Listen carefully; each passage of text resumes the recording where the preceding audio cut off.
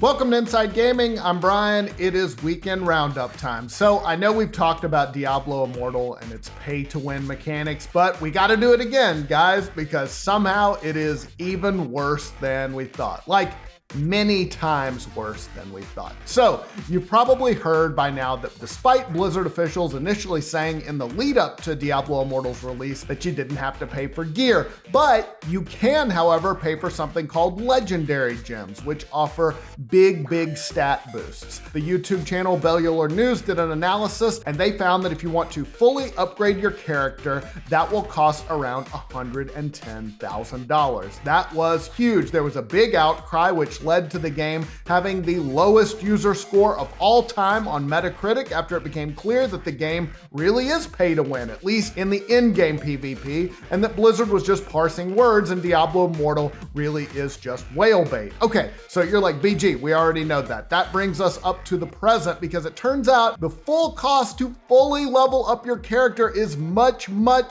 higher than $110,000. That just seems like chump change now. So let me explain a little bit more. In order to fully upgrade your character, you need legendary gems, like we said, which you get as rewards from doing instance mini dungeons. Those are called Elden Rifts. Elden Rifts, getting a little close there, guys. But of course, there's a gacha mechanic, and the rarities of the gems are randomized, and Redditor Bullhorn7 calculated that the likelihood of getting a fully upgraded 5-star legendary gem is less than 1%. Now, how does this cost money? Well, you can use legendary crests, which cost $2.50 each to improve your chances. You can equip up to 10 of those before running each Elden Rift, so $25 at one shot of getting a maxed out 5-star gem. Now, according to Bullhorn7's calculations, a player can expect to spend anywhere from $2,450 to $25,530, that's US, to get one fully fledged rank 5 legendary gem drop in Diablo Immortal. And you can equip up to 6 legendary gems. So if you have just, let's say, average luck, it'll cost around $110K to max out your character. So again, this is about what Bellular News estimated, but there is more to this. Now here's where it gets exponentially worse. This comes from Twitter user Andrew Space Drake CF Dice, who is a founder of the indie Japanese game localization studio Carpe Fulgur. So Dice pointed out that there is a hidden mechanic in Diablo Immortal that allows you to level up those legendary gems even higher. Now, here's how it works. If you give the right item to Vic the Master Jeweler, great name, you can awaken your 5-star legendary gems, and doing that unlocks 5 more gem slots in your legendary gems. And of course, those can also be upgraded. So basically, you're multiplying each legendary gem by 5. Now, according to a thread on Reddit from user Shift Your Carcass, if you add all that up, it takes more than $540,000 to max everything out. What, do you guys not have $540,000? Jeez.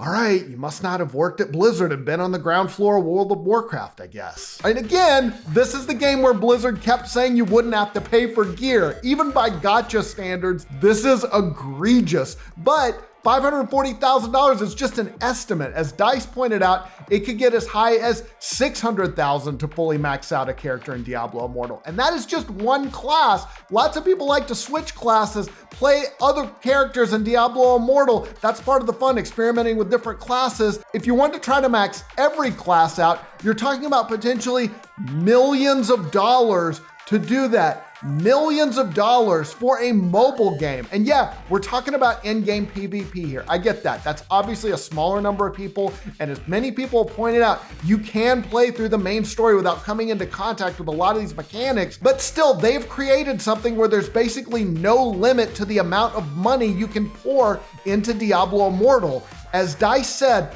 this is a level of gacha insanity I haven't seen in a decade at least. And that can be a real problem for people who suffer from gambling addiction, which is terrible. That's a real addiction, and it's what led to Diablo Immortal effectively being blocked in countries like Belgium and the Netherlands, precisely because of this issue. Dice summed up the bottomless money-grubbing black hole that is Diablo Immortal this way: you will effectively never stop grinding, Never stop pouring money in.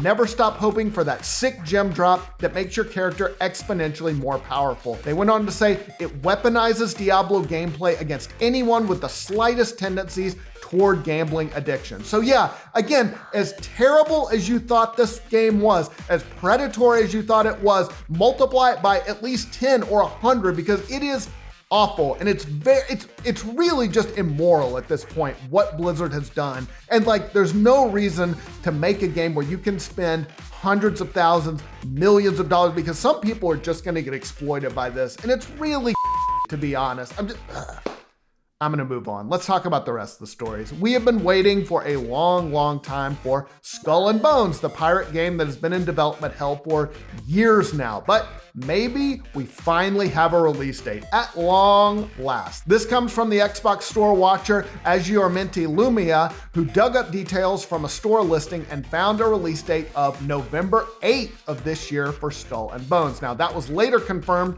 by the well-known leaker Tom Henderson, who responded to their tweet with a green check mark. Skull and Bones, it's based on the pirate game combat in Assassin's Creed 4 Black Flag, which was super fun. It has been in development for a long time now, and Ubisoft has said it will launch at some point this year. We also saw test footage appear online in April, so hopefully we will hear something official from Ubisoft soon. All right, good news if you're waiting for a Steam Deck. Valve says it has ramped up production of the very in-demand portable console. The Steam Deck Twitter account tweeted this week, "We just sent the last batch of Q2 emails and will start sending Q3 reservation emails on the 30th. Production has picked up, and after today, we'll be shipping more than double the number of Steam Decks every week." Valve has been sending out emails twice a week for the chance to order your Steam Deck reservation, so yeah, keep checking your email because you only have 72 hours to complete the order once it's sent out. Meanwhile, interestingly, it has been reported that Valve has apparently slightly downgraded the solid state drive on some of the 256 gigabyte and 512 gig models. PC Gamer reports that Valve at some point in late May decided that some Steam Decks will be coming out with PCI Express 3.0 X2 instead of the initially specified X4 solid state drive. What does that mean? Well, that means they could be significantly slower, although much faster than a standard SATA solid state drive. All right, Blizzard has added a new studio to its roster. I guess they got lots of money now. VentureBeats reports that Proletariat, the studio behind the Magic-based battle royale game Spellbreak, has been acquired by Blizzard. This comes just after Proletariat made a surprise announcement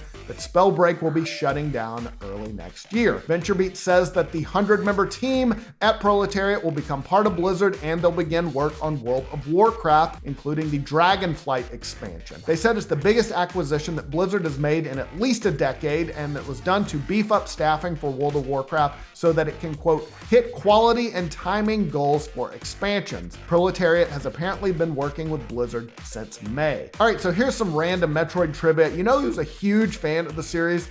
John Cena. Yeah, so whenever he plays Metroid, in his mind, he just hears,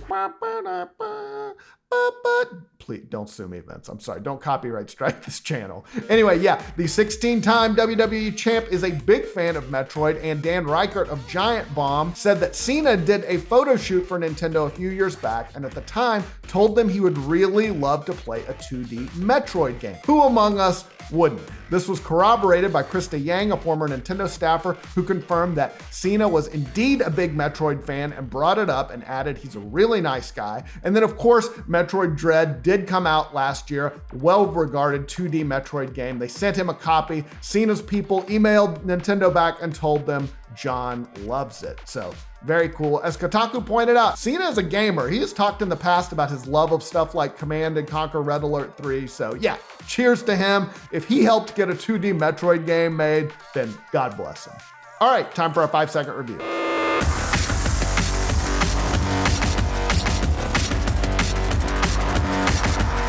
I don't really know if neon white is a color, but it's a really good 3D platformer. All right, let's talk about the games coming out next week. First up, Matchpoint Tennis Championships. The season starts now. Grab your racket and become the world's next tennis champion. Your opponent is on the court and the crowd waits for a promising challenger for the grand finale. Are you ready for Matchpoint? Comes to PC, PS5, Xbox Series X, PS4, Xbox One, and Switch July 7th. AI, The Somnium Files, Nirvana Initiative. Special agents Mizuki and Ryuki, along with their AI partners Aiba and Tama, are tasked to solve the bizarre half-body serial killings in the sequel to the critically acclaimed AI, The Somnium Files. It comes to PC, PS4, Xbox One, and Switch in the EU July 8th. Klonoa Fantasy Reverie series. Klonoa is a 3D side-scrolling action game series whose first title was released by Namco in 1997. Set in a unique universe populated by a range of original characters, the game follows Klonoa as he sets off on a journey to save the world. Comes to Switch July 8th. Arcadegeddon. Gilly, the owner of a local arcade, is trying to save his business from a faceless mega corporation. To do so, he creates a super game. Unfortunately, the mega corporation hacks the game and injects a virus. You need to save the game. And the last, Hometown Arcade. This ever-evolving multiplayer shooter allows you and up to 3 friends to explore multiple biomes, minigames, find hidden chests, and defeat numerous enemy types and bosses. Arcadegeddon is a cooperative multiplayer experience that provides a mix of PvE and PvP experiences that allows for all different kinds of play. It comes to PS5, Xbox Series X, PS4, Xbox One, and PC July 8th. And last but not least, Madison is a first-person psychological horror game that delivers an immersive and terrifying experience. With the help of an instant camera, connect the human world with the beyond, take pictures and develop them by yourself, solve puzzles, explore your surroundings, and most importantly, survive. Comes to PS5, Xbox Series X, PS4, and Switch, and PC July 8th. That's all the news I got for you this week, guys. I hope you're having a great weekend. We'll see you soon.